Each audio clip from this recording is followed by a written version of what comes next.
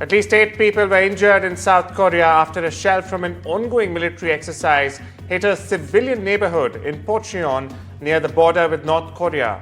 Fire officials said that 4 people were seriously hurt and several homes and a church were in fact damaged. South Korea and the United States were conducting joint live-fire drills nearby. Authorities believe the shell may have been fired accidentally by a fighter jet taking part in these exercises.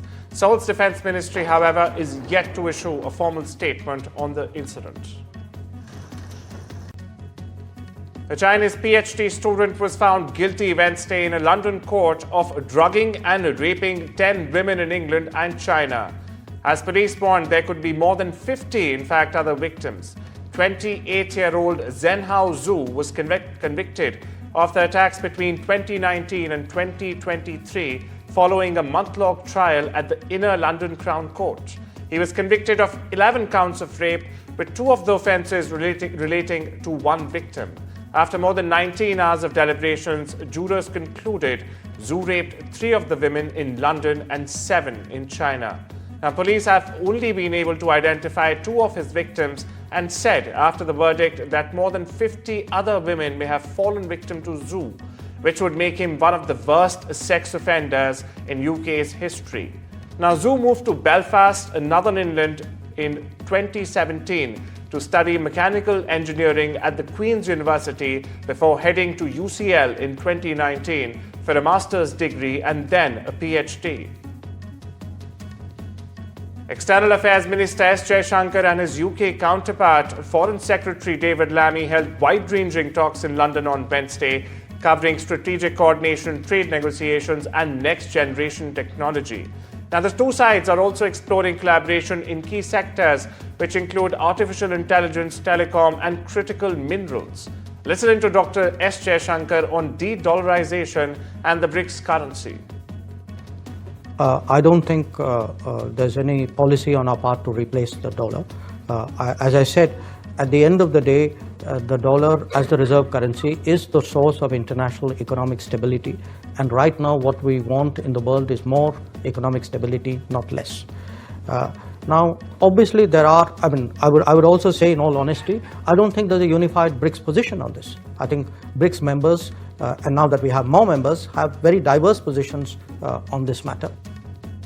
Justin Trudeau and Donald Trump spoke over the phone Wednesday about the ongoing trade war, and their senior officials, in fact, have also been in constant contact throughout the day as both sides discuss a deal to temporarily lift all tariffs or possibly even renegotiate carve-outs for certain sectors. Canadian officials have described the situation as fluid, unpredictable, and rather chaotic. Now, this after US President Donald Trump's announcement of exemption on his proposed tariffs on imports from Mexico and Canada for US automakers. Now, there's a possibility further tariff exemptions could be announced at some point, but there are no firm guarantees. This is what officials have said. US President Donald Trump has announced a 1-month exemption, in fact, for automakers in Canada and Mexico from his new 25% tariffs, but only if they follow existing trade rules under the United States-Mexico-Canada agreement. Now, this temporary relief, in fact, comes after a phone call with Canada's Prime Minister Justin Trudeau, which Trump described as somewhat friendly. Auto stocks, meanwhile, rebounded sharply after the announcement, but broader trade tensions remain, with Canada and Mexico threatening retaliation. We spoke with the big 3 auto dealers. We are going to give a 1-month exemption on any autos coming through USMCA. Reciprocal tariffs will still go into effect on April 2nd. But at the request of the companies associated with USMCA, the president is giving them an exemption for 1 month so they are not at an economic disadvantage. So the 3 companies that he spoke to are Stellantis, Ford, and General Motors. They requested the call, they made the ask, and the president is happy to do it. It's a 1-month exemption. Authorities in northern Mexico on Wednesday found 32 kilograms of fentanyl hidden inside boxes of sliced cactus, a quintessential Mexican food staple known as nopales. Now, the Mexican law enforcement said they seized some 275,000 pills of the lethal drug in the border states of Sonora, on its way to Arizona, and also that they arrested a 29-year-old suspect. The drugs were valued at about 6.5 million American dollars. Meanwhile, authorities found both pills and the drug in powder form. It's just the latest in a cat-and-mouse game between drug smugglers and authorities. This as traffickers find increasingly outlandish ways to sneak drugs into other countries. Now, packets of cocaine and fentanyl have been found tucked away in hair extensions and inside avocados, and even transported by a submarine. The head of Ukraine's presidential office, Yermak, and Trump's national security advisor, Waltz, held a phone conversation and discussed the location and date of negotiations with Russia. Earlier, United States paused intelligence sharing with Kyiv, impacting the flow of vital information that Ukraine uses to repel invading Russian forces. Meanwhile, CIA Director John Ratcliffe has confirmed, according to reports, the halt includes targeting data the US supplies to spy agencies in Kyiv so that they can launch American-provided weapons at Russian targets.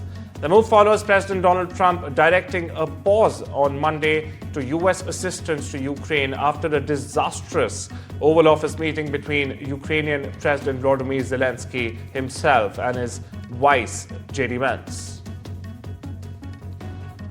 European Union leaders are meeting in Brussels today to approve higher defense spending and show support for Ukraine after Donald Trump throws US military aid to Kiev. Ukraine's President Volodymyr Zelensky is also attending the summit, but Hungary could in fact block a joint statement supporting Ukraine. Meanwhile, the EU fears it can no longer rely on US protection, especially after Trump's recent remarks. France even hinted at extending its nuclear shield to Europe. The EU Commission also proposed new plans, in fact, to mobilize up to 800 billion euros for defense, including borrowing up to 150 billion euros to help member states strengthen their militaries. The Dutch government has pledged $3.8 billion to support Ukraine in 2026. Prime Minister Dick Schoof confirmed. Now, this ensures that Dutch aid, in fact, will continue uninterrupted to Kyiv next year.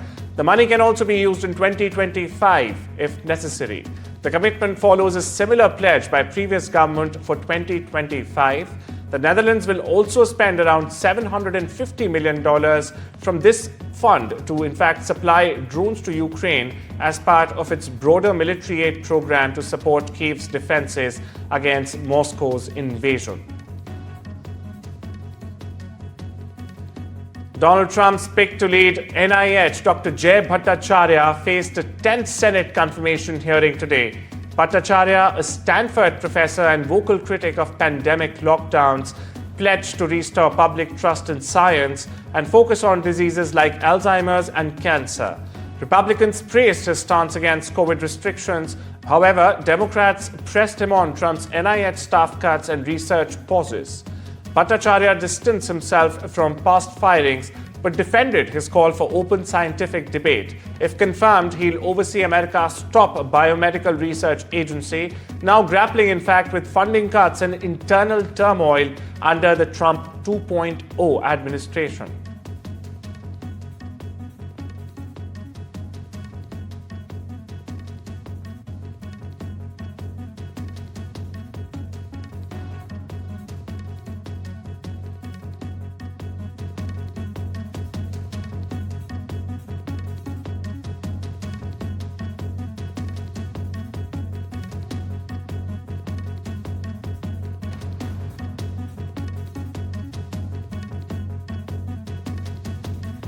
The US Department of Veterans Affairs plans to cut more than 80,000 jobs under the directive from President Trump and his advisor Elon Musk.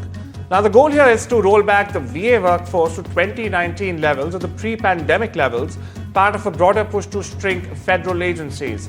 Veterans groups and Democrats have condemned the move, calling it a betrayal that will in fact hurt healthcare and benefit for millions of veterans. The VA secretary defended the decision, saying that the government exists to serve, not to employ people. Some Republicans, meanwhile, also voiced concerns, urging the VA to work with Congress on responsible reforms. As layoffs loom, critics fear this is the first step towards privatizing veterans' care. US House Speaker Mike Johnson is predicting Republicans will be unified and able to pass a stopgap spending measure, also known as a continuing resolution or a CR. Now, this to fund the government in the months ahead to avert a government shutdown.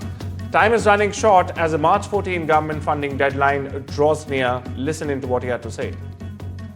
I do, yeah. I think we'll have a big vote on the CR, and then we'll send it over to the Senate and hope they do the right thing. We don't want to shut the government down. That's in no one's best interest. So we were negotiating in good faith, trying to do separate appropriations bills, but the Democrats decided to put kind of ridiculous conditions on the last counter offers over the last couple of weeks. They wanted us to limit the authority of the executive branch, and we can't do that and wouldn't do that. I don't even think what they requested was constitutional. So they forced us into a CR situation.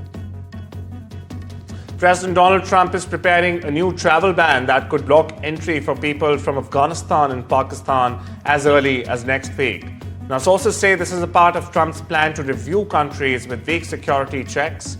The move could affect thousands of Afghans awaiting resettlement in US under refugee and special immigrant visa programs. The ban may also include other nations, but till now, no final list has been announced. Trump's first-term travel ban, targeting Muslim-majority countries, was upheld by the US Supreme Court, in fact, in 2018. News from the Vatican. Pope Francis, who's been battling double pneumonia for weeks, remains stable. Yes, he remains stable and in fact has resumed limited work while still in Rome's Gemelli Hospital. The Vatican has said that the 88-year-old pontiff spent most of the day in an armchair and even made a call to a Catholic parish in Gaza. However, doctors say his condition is still serious. Francis suffered two major breathing crises earlier this week, and doctors have put him back on non-invasive ventilation overnight. Meanwhile, the Vatican has said that the Pope's prognosis remains guarded, meaning full recovery is not yet assured.